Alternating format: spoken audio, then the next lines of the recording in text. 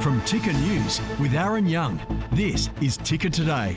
Hello and welcome. Great to be with you today. Russia's president pushing back. Vladimir Putin vows to press forward in Ukraine, dismissing peace talks and eyeing broader goals, despite warnings and sanctions threats from Donald Trump. Leaders meet behind closed doors. Anthony Albanese and Xi Jinping call for better ties, trade cooperation and discuss military tensions and the fate of an Australian citizen detained in China. And chip sales are back on track. Nvidia gets US approval to resume AI chip sales to China, with markets reacting and a new modified chip already in the pipeline. The first Russian President Vladimir Putin plans to continue the military campaign in Ukraine, may expand his territorial ambitions despite warnings of increased sanctions from US President Donald Trump. Sources indicate to Reuters that Putin feels confident in Russia's military and economic resilience against Western pressure.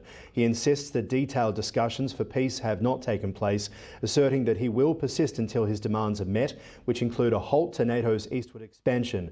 Meanwhile, Ukraine remains firm in its stance against any territorial concessions and is actively defending against Russian advances. It comes as President Trump says Ukraine shouldn't target Moscow with military attacks and that the US was not looking to give long-range missiles to Kyiv in any ongoing war against Russia.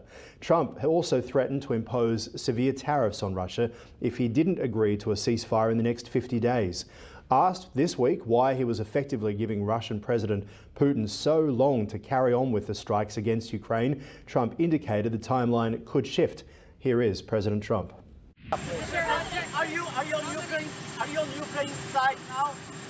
No, I'm on nobody's side. I want to, you know what the side I'm on?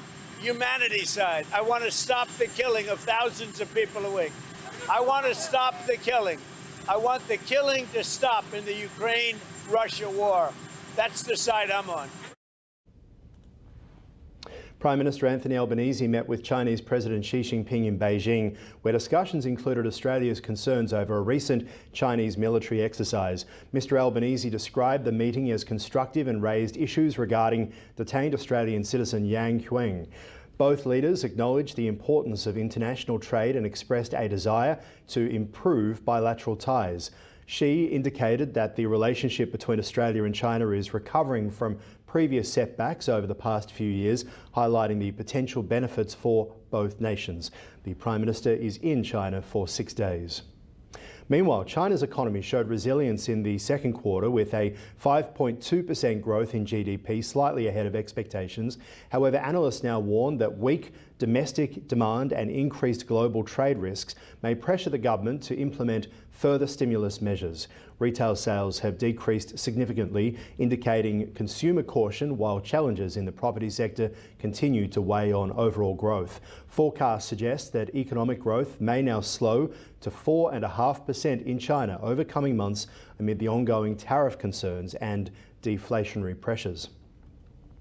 A major offshore wind project in Victoria has been abandoned after Blue Float Energy failed to find a buyer.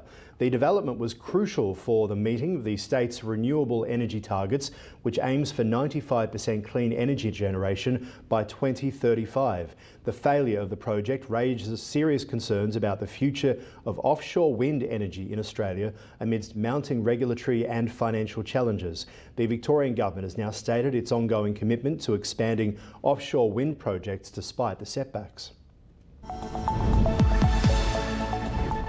Let's have a look at what's happening in tech today, and Nvidia has received approval from the US government to sell its H20 AI chip to China again following a meeting between CEO Jensen Huang and President Donald Trump. The decision marks a reversal of earlier restrictions that had significantly impacted Nvidia's sales. Shares in the company rose over 4% in pre-market trading, reflecting positive market sentiment.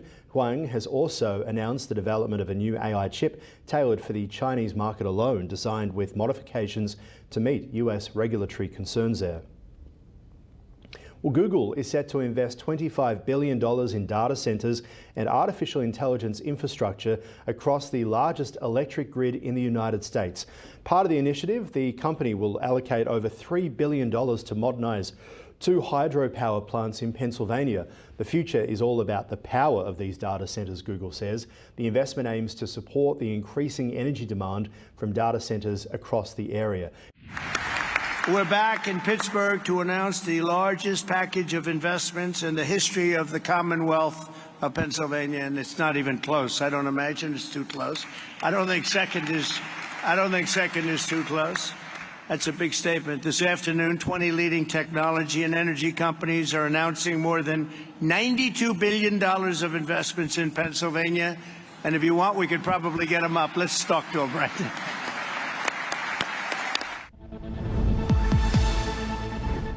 Let's check the markets now. The Dow Jones Industrial Average fell by 436 points on concerns over US inflation and disappointing big bank earnings, closing at 44,023. The S&P 500 also declining. The Nasdaq Composite, well, rose slightly, reaching a record close driven by Nvidia's strong performance.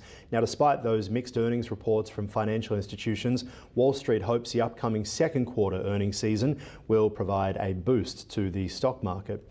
Meanwhile, inflation in the United States rose to an annual rate of 2.7% in June, as reported by the Bureau of Labor Statistics in the US.